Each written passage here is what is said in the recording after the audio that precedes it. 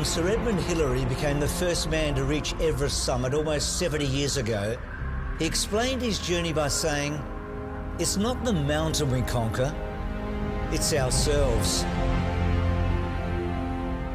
It's the same with any significant feat. The journey is every bit as important as the destination. The backstory is compelling as the accomplishment. The same is true of the Bathurst 1000.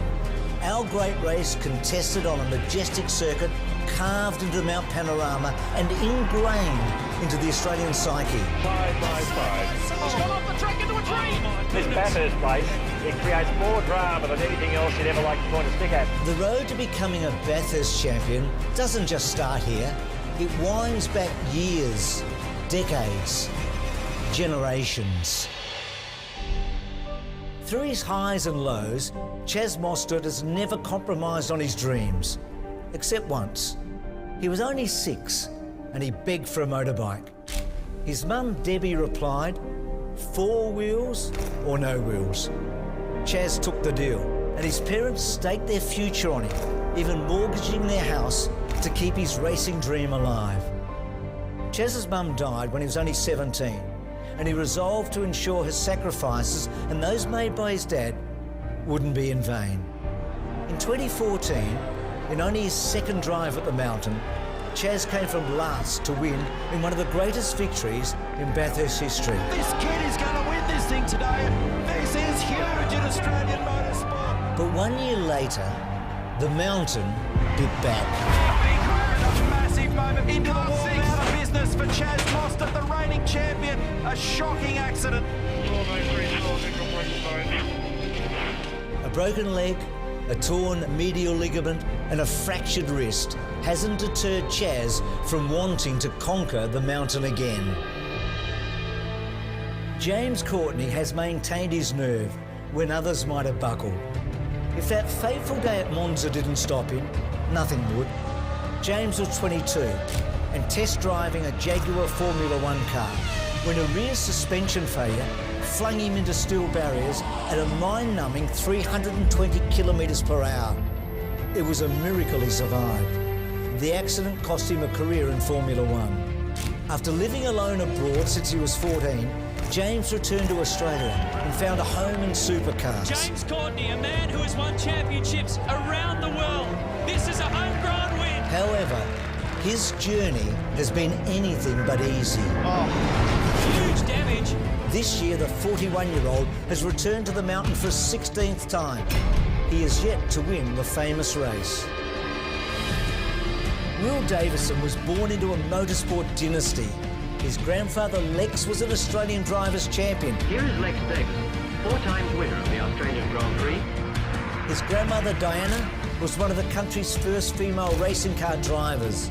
Will's father Richard, brother Alex and cousin James all have fuel in their veins. He has stood atop the Bathurst podium twice, but now Will is chasing a unique slice of history as he partners with his older brother Alex in an effort to become the first siblings to win the Bathurst 1000. If they are victorious, another chapter of the Davisons' rich history in motorsport will be written.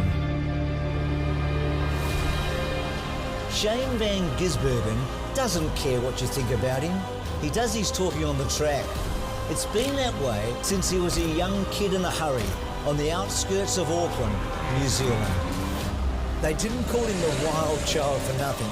Some rivals have called him a lot worse in the years since. Shane van Gisbergen is the master of Bathurst. Shane's natural ability to extract speed from anything he pilots cannot be denied. Unbelievable drive. Shane van Gisbergen is the winner with a broken left collarbone. Even a broken collarbone and 3 broken ribs couldn't slow him down this year. Cam Waters' love of racing was born in the dirt, watching his dad compete in Speedway. He was 17, still at school, and didn't have a driver's licence when he became the youngest driver in Bathurst history after winning a reality TV program. Last year, Cam came agonisingly close to glory, beaten by Van Gisbergen by 0.8 of a second. A beautiful drive today for Cam Waters. The country kid from Mildura has grown from reality contestant to box office star. Mark Winterbottom's story began as a kid, idolising Peter Brock and dreaming about winning the Bathurst 1000. To win the 1984 James Hardy 1000. Money was tight growing up in the western Sydney suburb of Doonside. Mark's mum, June, did what she could, working every day in the M4 toll booth to support his dreams. When Mark wanted a go-kart, she sold the family couch to fund it. Sadly, Mark's mum passed away and never saw his greatest triumphs. Mark Winterbottom will win the Bathurst 1000. But he has never forgotten her sacrifice.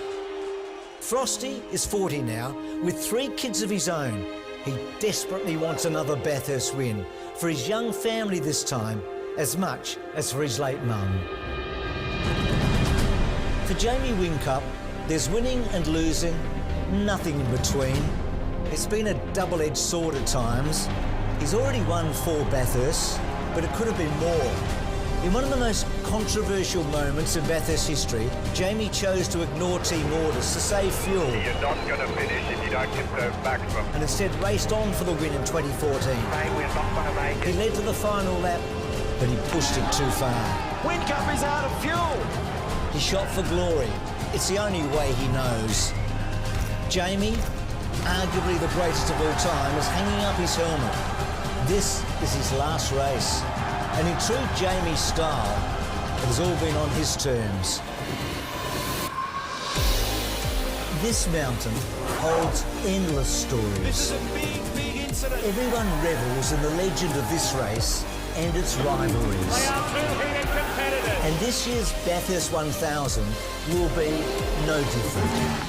On Sunday, whoever reaches the summit and holds the Peter Brock Trophy aloft, there is no question they will have earned it.